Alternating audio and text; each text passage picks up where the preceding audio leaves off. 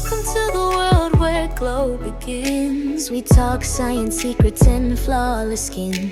From girl talk laughs to skincare schemes. We're the queens of beauty dreams. Hello, everyone. You are tuning into the Skin Collective Podcast, episode 2. Welcome. Today, we're joined with Zoie and Adrian, two of our amazing, extraordinaire, licensed esthetician, Esty. And who are you? Besties. And then your host, Chelsea Osland. So for today's episode, we thought a really fun topic to break down would be the Skin Games. Woohoo! Skin Games. So anyone that doesn't know what the Skin Games is, it's an international competition for licensed estheticians where they get to show their stuff and prove their talent against the, I would say, the world's leading talent in the aesthetics industry, and then hopefully get to go up on stage and accept a Crystal Award that shows that they're rock stars. Yes. Yeah, ST rock stars. So let's break it down. What's the process like?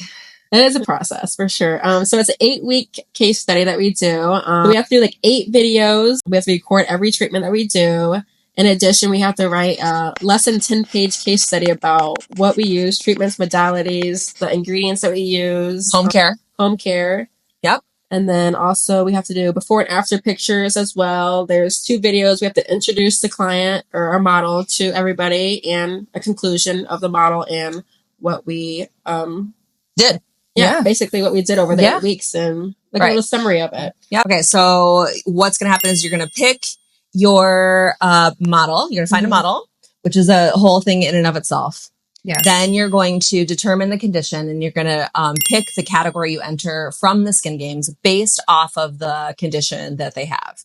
So there could be hyperpigmentation, acne, age management.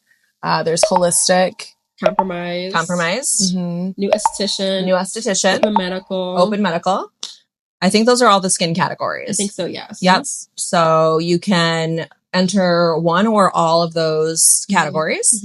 And then you will get to submit all the things Adrian had just mentioned to a panel of judges. The judges will judge those materials remotely. So I've been a judge with the Skin Games the last 3 years. And I've loved my experience doing that. It's been very rewarding to give back and help the upcoming talent in our industry.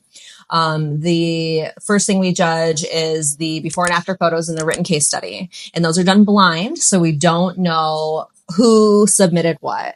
And anyone wondering, as a judge, I'm placed to judge a category that anyone I know is not entered into. So I've never judged any of my team's own stuff because that would be super biased. Too easy. Yeah. Winner. Chicken dinner. Done.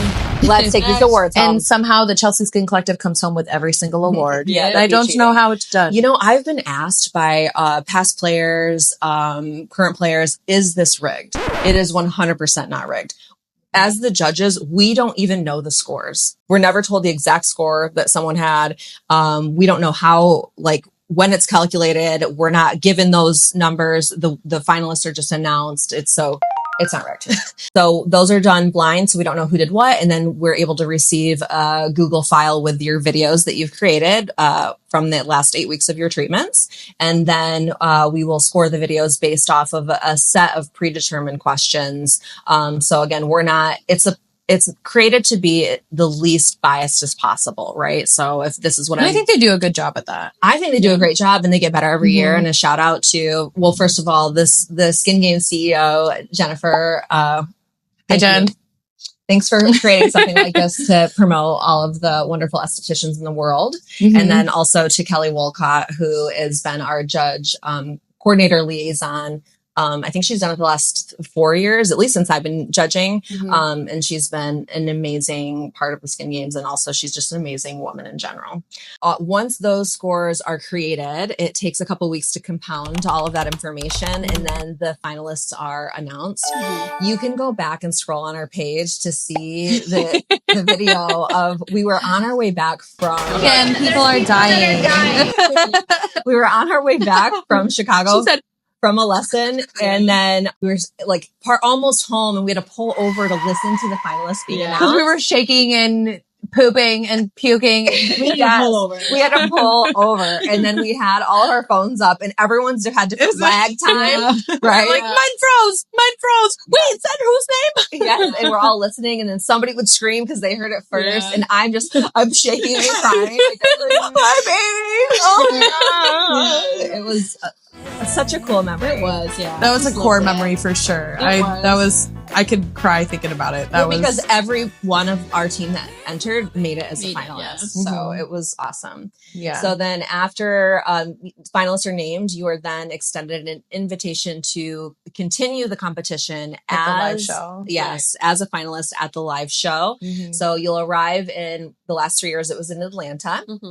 And when you arrive, the first couple days are judging, and then you will go in front of a panel of judges. It's the same judges that did the critiquing and the scoring beforehand, and then they'll meet face to face. So it can be super intimidating, I'm sure. And sitting at this one lonely chair. Like 5 judges. Yeah, in the middle of nowhere. It's like a ballroom that's like the size of a football field is what it feels like. And then there's this huge table and all these judges are sitting there like this staring at you when you walk in. But we do our best as judges to make sure that it's not intimidating. You come and we're like, welcome! Congrats on making it this far. Yeah. You know, super proud of you. Like, tell us a little about yourself. Like, that's really what the process should feel like. And then after the interviews, that's when all of the scoring is then combined. And then there's a live show. And that's the following day where it's a dinner and a live show and, you know, huge ballroom, big stage. We're all dressed up. We're wearing gowns. Yes. We're all, Wear your best. Yep. And then you get to watch as they go through each category. They put videos of the people that were competing on the big projector screens. And then they'll announce third through first place for each of those individual categories, which is really cool. It's basically like the Golden Globes of skincare. For skin, yes, for estheticians and skincare. It's such a cool experience. So let's break it down from the beginning. So what's it like finding a model? Finding a model, it was pretty hard for me, I would say. Fortunately, because I was only like licensed for a year, so I really didn't have much clientele, but I did find a model. So she came in and I just looked at her skin conditions and then basically broke it down that she did have hyperpigmentation and age management. So those were the categories that I did for her. We love your model. Yeah. Shout out to Jenny. And also we love your model too. And then we love shout out to Brittany. Brittany used to work with us for a short amount of time at the previous business that I used to own where Zoe and I had met, and she's just such a fun little love that girl. Love that girl. Little ray of sunshine, that little booger. That little booger. I love Shout out her. to Brittany. So you found a model. And then, which is a whole chore in and of itself, right? Yeah, because it's a huge commitment. It is, yes. From both ends, a huge commitment on the esthetician's part and on the model's part. What, from your perspective, makes it a huge commitment to the model? Well, it's 8 weeks of treatments, and ideally you're seeing them at least once a week. Not that you're limited to once. You can see them multiple times a week if their schedule allows, your schedule allows. But I mean, people have lives, they have kids, they have families, people get sick. And then that's also committing to, depending on the treatments that you're doing and the condition that you're treating. Like for my client, it was hyperpigmentation. A lot of the treatments we were doing to see some sort of correction in her pigmented areas were treatments that come with a lot of downtime. So she was committing to 6 weeks of significant downtime. And so that interferes with social lives and with travel. And it's a lot. It's a heavy load to put on a person for 8 weeks of their life, but it's worth it for sure. Definitely. Worth it. 100%. I would say it was worth it for the esthetician, how much you learn and how much you're able to. It's really cool to be like, yes, like see your hard work like pay off and see those results, and then it's obviously worth it for the client because it's a huge transformation in such a short period of time. It's what people dream of. It's what people come in here being like, how fast can I get this result? 8 weeks is a pressure cooker. 100%. It is not the norm for a skin revision program. It can be. Typically, we like a little more time in between things for a healing period with downtime and things of that nature. It also works. Yeah. And you both saw that in the transformations you were able to achieve. Yeah. Let me ask you both this. How did you come up with the treatment plans that you did for your model for the Skin Games? I first, upon our first appointment and analysis and everything, mind you, Brittany had been a client before and she had come to see us a couple times, but, we figured out what her biggest concerns were. And she was mainly concerned about her pigmented areas. 'Cause she's a biker. Sweet Brittany. She'd be on her bike. So she had some pigmentation that she really wanted to see some correction in. And to get that, she was also at risk for post-inflammatory hyperpigmentation. So we had to kind of be mindful with the treatments that we went about doing. And that's why we kind of played with invasive, non-invasive. But I mean, pigment's tricky. It's really tricky to treat. And so you kind of have to be aggressive, but not too aggressive, Right. but aggressive enough. It's a fine line to teeter on, but I think we did a good job doing so. Clearly. Yeah. I was happy. Yeah. Brittany was happy. It was a lot of, sometimes I think going into it, I had like a whole plan, but I don't think I followed the initial plan, because it depends on what her skin was looking like when I saw her the next week. Whatever it's presenting with, you've got to take that into consideration. Because it is a pressure cooker. I'm like, I can't do back to back to back chemical peels if her skin's not ready for another chemical peel. So it was a lot of, waiting and seeing and adjusting from there. So it was like, I adjusted my plan and recreated my plan week to week, I think. Smart. Yeah. That's a smart Definitely approach. agree. Yeah. Well, how did you comprise your treatment plan? Did it go the way you thought? I mean, very similar to Zoe's. I definitely did a couple of enzyme masks in the beginning and then did 4 chemical peels. And I did 4 chemical peels in the middle due to I didn't want her to be peeling at the end of the 8-week case study. Mm-hmm. Got to get those after photos. Yeah. But basically, week to week, kind of just played with it. Week to week, yeah. Played it by ear. Yep. Kind of have to. That's what you have to do sometimes. Let's break down home care, the products that you prescribed to your client through the 8 weeks. What was your approach? What allowed you to come to the conclusion of what products you wanted her to be using? My approach was I just looked at it as if my client came in and, she wanted to get rid of hyperpigmentation. And for me, it was also her dilated pores as well. So I just looked back and I was like, if I could have a perfect skin regimen, what would it be? So I did all the products, and thankfully for my client, she was able to purchase all the products that I did subscribe to her.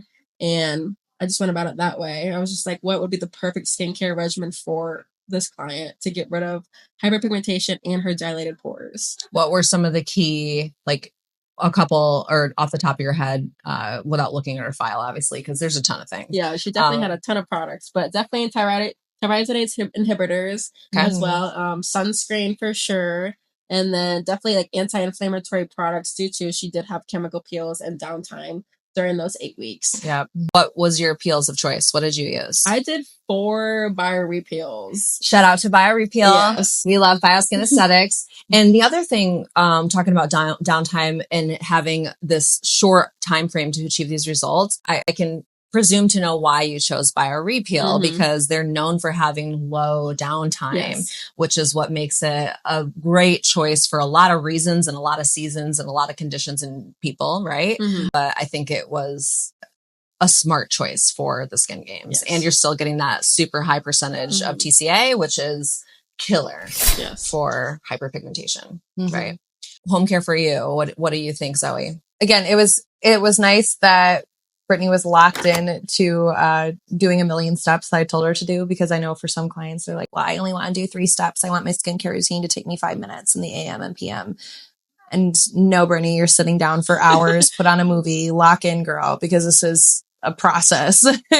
So it was nice being able to kind of pick and choose like the dream routine of products from every avenue, because there was like no bounds. And tyrosinase inhibitors, crucial. The last thing we wanted was to make her pigment worse. So we had to inhibit that melanin production with those. And then anti-inflammatory products. Brittany Fitzpatrick put her at risk for PIH more than some other ethnicities or some other clients. So that was something that we were super, super mindful of, to make sure that we were helping the skin reepithelialize and just kind of mellow out from all the treatments we were doing, because I also did BioRepeal on Brittany, but then I also did Cosmelan, which is pretty intense, but it's one of the few treatments that can offer that can promise a significant correction in pigmentation. So that's one of the reasons we wanted to do it.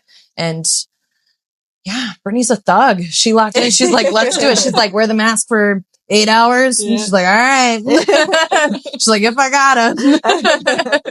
So Cosmelan is it's not for the weak. It's not for the weak, but it's one of the world's leading depigmenting methods. It's a topical option. Yeah. So when it comes to the initial treatment, there's sometimes a peel applied before, and then a special mask that's just full of tyrosinase inhibitors. I think it has some acids in it as well. Yeah. I know it had Kojic in it. Kojic was a big one. Is Kojic is Laic. Tranexamic. Yes, which are also key things for pigment correction. You are having this mask process on your skin for 8 hours. It can change sometimes depending off of the Fitzpatrick and LES scales. But why her skincare routine had to be heavy on hydrators, heavy on tyrosinase inhibitors, and heavy on anti-inflammatories and antioxidants and everything, because we were putting her through it. Yeah. We were making her skin do the work. So And while pigment is exacerbated by like extrinsic and intrinsic assaults. So that's another reason why so many products, because each product can be formulated to affect different cellular mechanisms to kind of bring regulation and control to all those little things that are, now with the DNA being mutated, that are going awry, they're running amok in the skin. Okay. We got to bring control back to these little guys. Okay. So with the skincare routine that we created for the models that you guys did for the skin games, how does that differ from what we would be doing for a client that just, what we would say walks in off the street, right? Someone not doing a skin games, pressure cooker type of a program. Well, I mean, it kind of depends, I think, on what they're already using too, because you'll get clients that come in, they're like, well, I just spent $500 at Sephora on my Tatcha and my drunk elephant and all this. And it's like, that's great. Put it on your boobs, girl. Nipples up. Don't throw it away. Put it somewhere else on your butt. Matters to you. I think on like a regular, like day-to-day basis with clients, it's a matter of helping them work in products. Because I mean, not everybody, it's not common that people will come in and be like, I'm ready to drop $3,000 on every single product you tell me to get. And I'm ready to spend 3 hours every morning and night doing my skincare. Right. That's not the typical scenario. So there's a lot of working around, financial, budgets, and then also time and simpleness. A lot of clients like simple simple routines. And so there's ways to cut corners without cutting corners, like to get products that combine steps. Yeah, like you can still meet all of the bases and cover all of the avenues that you want to in a skincare routine, but there's different ways to approach it. Right. Yeah. Yeah. I think when we talk about the bases, we're talking about, at least from one perspective, the skin health pyramid. So that's something that is published in a medical journal that lets us know, no matter what the condition is, these are some of the baseline nutrients that are required in order to promote healthy skin cells. Yeah. So it's like, those are kind of what we call like our non-negotiables for everyone. And then from there, you can get more elaborate and more refined, which those things offer a faster route to your goals a lot of times. So again, it just depends on, like Zoe was saying. I know, because then sometimes you will get those clients that are like, well, I want the results as fast as possible. And it's like, all right, well, let's build you a bag, sister. Jump in. I'm going to take you on a ride. Did you bring your carry-on? We're going to fill it with skincare products. So she's like, back up the truck. I'm ready. Load it in. I know when, I think one of your client or one of the other girls' clients had travel too. But I know when my client had to travel with her skincare, she's like, well, that's taking up like 50% of me. Yeah. Right. I forgot Brittany did have to travel with her. She was like, well, I packed all my skincare. So, and then, well, for another example, one of your model already was an existing client here that opted in to do it. So she had some of the products that you would have already recommended. Yeah, so it was kind of just adding in to more products, refine that a little bit further. So once you make it to the finals and you get through these interviews, Well, let's talk about what it was like going through the interviews. We mentioned that it may be a little intimidating. How did you prepare for that? What was that process like? Tons of studying for sure. Well, right. And you were first in the morning. Yeah, I was. For me, I was one of the first girls to get interviewed. The rest of us were like, you're a guinea pig. Yeah, tell us how it goes. It was like 8:00 in the morning. And I got up early and I studied. I had like a little note card because we were able to bring a note card into the interview, for worst case if you're struggling or whatever. But so I was just studying, and thankfully for me, I didn't have to overthink anything. So I just kind of like went there. I was like ready. I was nervous a little bit, but I was just trying not to be nervous. But you walk in and you just like how Chelsea said earlier, there's just like one single seat in front of like a panel of judges. And you sit down and you have like a whole spiel of like introducing yourself, and then they proceed to start asking like 4 to 5 questions. And thankfully for me and all of us girls, we were pretty much prepared for these questions. We've been doing nothing else. Yeah, we were just studying for months up until then. We were just doing nothing except studying for. Well, because you don't know what they're going to ask you. No. Yeah, and even as a judge, we are presented with a list of questions that, based off of things that we saw during the preliminary judging phases, I think somebody on the back end is kind of looking at what the judges are still curious about. And then there could be blanket information that just needs to be elaborated on based off of the category or condition that you've entered to treat. So nobody knows what those are. So trying to study for something that you don't know what they're going to ask you is a whole other thing, because you're like, where do I start and where do I stop? Yeah. It's like if someone was like pop quiz, but we're not going to tell you what topic it's about. Right. But it's about your case study. So basically you're just studying your case study. You just know it like front to back, sideways, upside down. And then all the science with your eyes closed. With that. Yeah.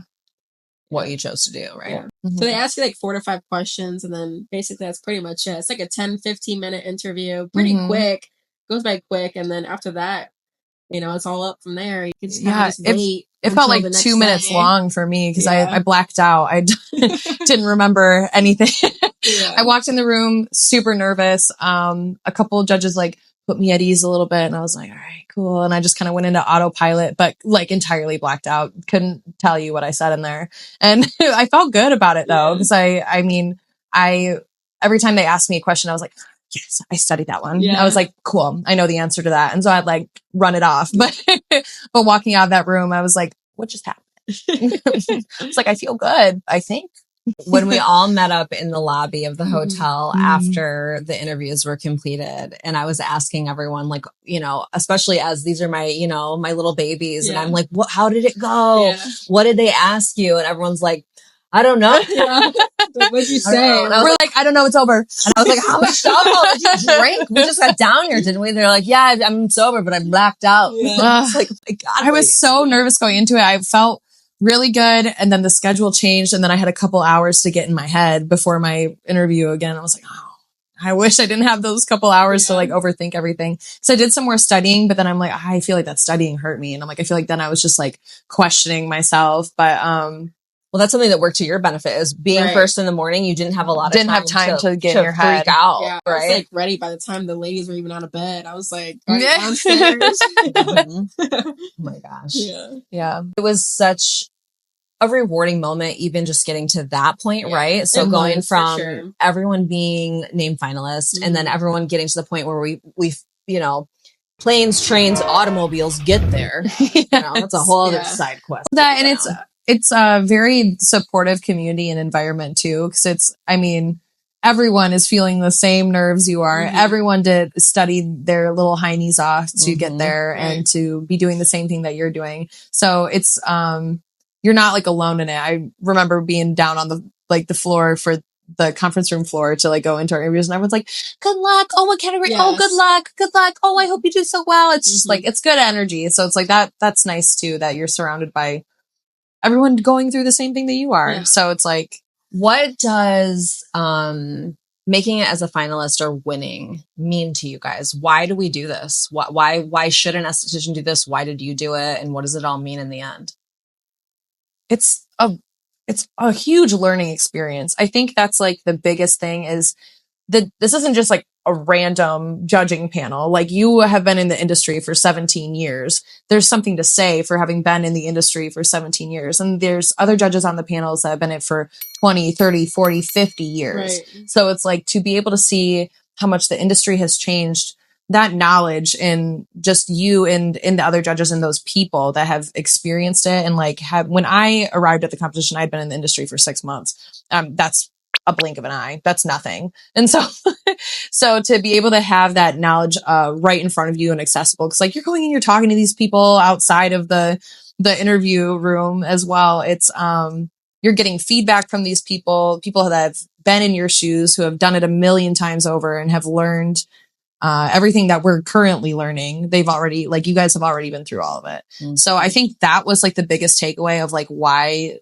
like, that's why I want to do it, is like, it's bettering yourself as an esthetician and, giving you the confidence to stand on your knowledge and to stand on your abilities. Because I mean, that was my first time, really being able to see what my knowledge and what my skill can do. Agree. Yeah, definitely. And it built me up quite a bit, I think. So, as it should. Yeah. You guys killed it. Yeah. How about for you, Adrian? What does the Skin Games mean to you? Why did you enter? Why do you think other people should enter? I entered due to, it's my first year being licensed as an esthetician, and I really haven't had like a model to have like a complete transformation of skin, and able to see that was amazing. I didn't even know the skills that I did have, and to put it. You said, I can do that? Yeah, I know, right? Well, for sure. I can do but that. You know what I mean? Like, transformation wise. Yeah. The before and afters of mine is amazing. Phenomenal. I was just so proud of it and able to showcase those skills, and thankfully for Chelsea, she took me in as like a mentorship and, showcase the skills that she taught me. I know. Yeah. Everything I did was only everything I learned from you. Yeah. So. But it's a great way to network with other estheticians, in the country, out of the country, meet CEOs, get companies on board with your salon and stuff, and just learning and meeting and, loving it. I think it's an amazing platform for estheticians, no matter what your employment scenario is, for you to learn what you're capable of, for you to, like you said, up until the point that you did this transformation, you documented this from start to finish with a fine-tooth comb, right? It's like, we keep tons of files on all of our clients. We even make notes of like remembering their kids' names and stuff like that. But this was like an opportunity to do everything we wanted to do and everything that we knew that we needed to do to accomplish what we wanted to accomplish. And it's like, you don't always get to do that with your clients. Right. So it was a great way for you to take what you knew in theory, right? Theoretically, you're taught that this will do this and this will do this. And when you do all these things together, A plus B equals C. Okay. Right. But then when you actually see it in front of you, you can start to understand that information in a different capacity. Right. Yeah. And then as things work out, because there's a spectrum, right? So all skin is different. So, chemical peels typically give this result, but there's a range, right? Or when you use this product, it gives a certain result, but there's a range of what you can expect to see from that. So based off of this person and what other things they're doing, you're able to kind of really develop that deep understanding of how to do that. And then it just positions you in a better opportunity to be able to do that again and again and again. Right. So what do you guys think for the clients of Chelsea Skin Collective? Why does it matter to them that we compete in the Skin Games and that we win?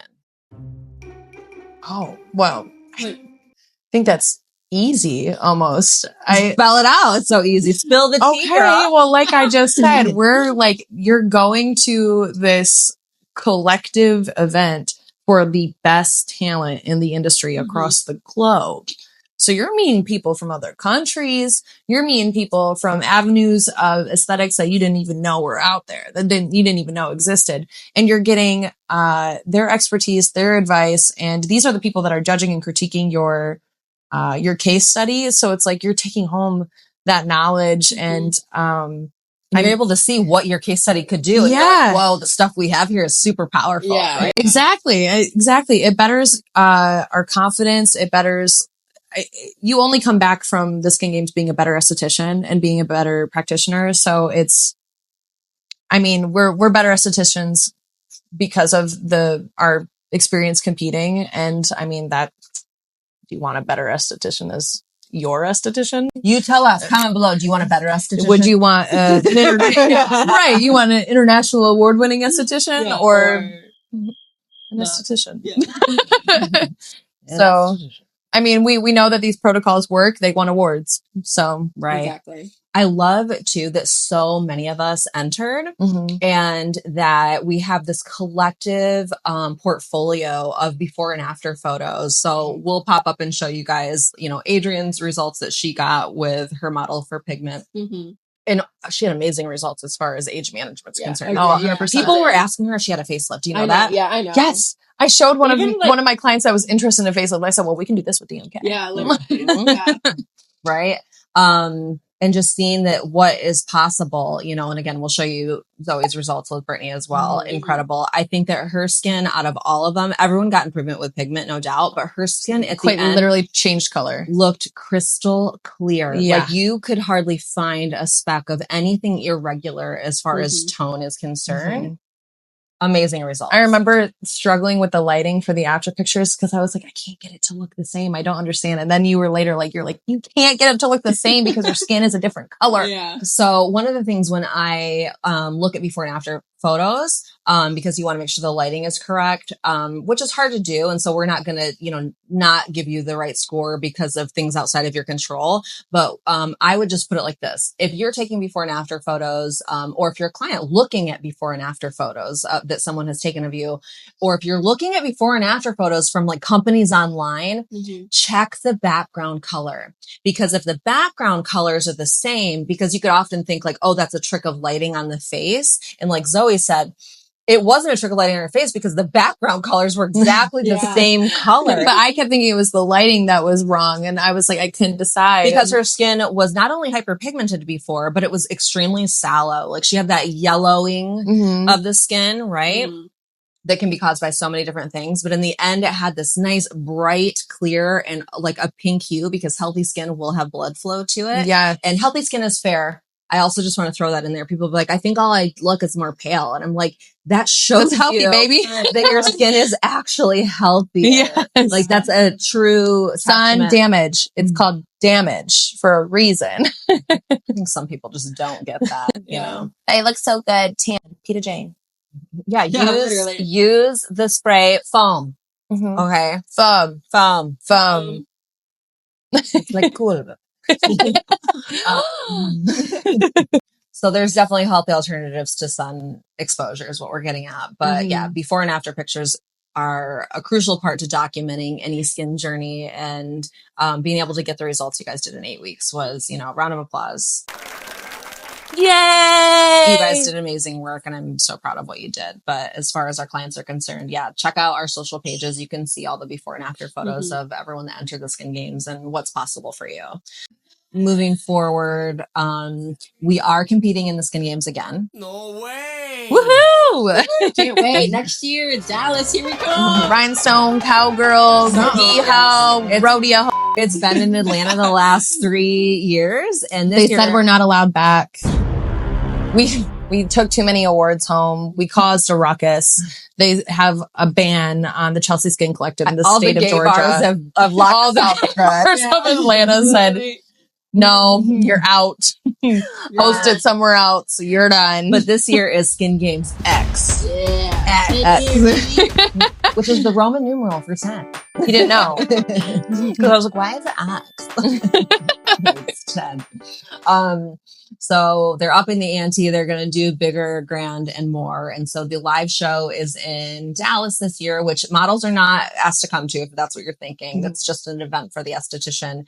But that will be in March. And that means that the latest case study submissions are typically around the end of the year for 2025. So what that means is that we are actively looking for models. Yes.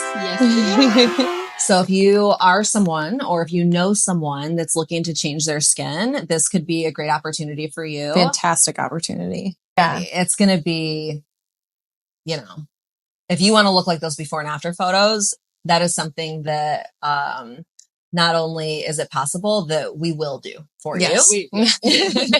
So I love about skin, it's like baking. Like no one's shocked when you dump, flour and an egg and all these things together, the cookies come out of the oven. You're like, that was expected. Yeah. And same thing with skincare. Baseline. We put all those ingredients together and we're like, this is Pretty what skin we comes out in wanted. the end. Exactly. But yeah, and it'll be fun. We have quite a few more options for what we can play with this year for our case studies. We brought on DMK MD. So there's a lot that we can do and play with that. So it's pretty exciting to see what we'll do and what we'll accomplish as individuals and as a team. So comment below, call or spot or DM if you are interested in a model opportunity.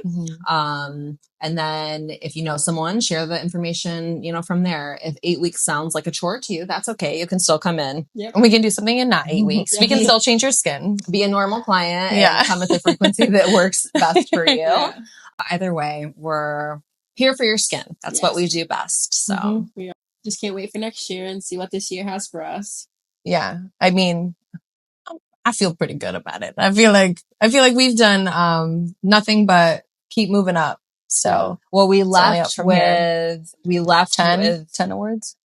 Oh yeah. I think it was 10. And I think we have, let me count on our wall. Yeah. It's so hard to see amongst the plethora of them. And then, so total, our team has 15 international awards. Yeah. And, it was fun for us to win them, but we really won them for all of our clients. So right. And I can't wait to grow the collection, to learn more and to come back even better. Yep. So absolutely. Thank you so much for listening. Yeah. To our second episode of our podcast. Bye.